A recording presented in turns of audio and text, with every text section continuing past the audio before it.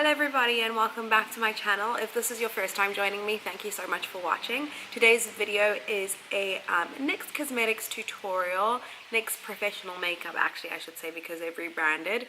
And it is using some of their brand new products that have dropped for spring 2018 to create this like editorial type grungy, glossy, glam, something.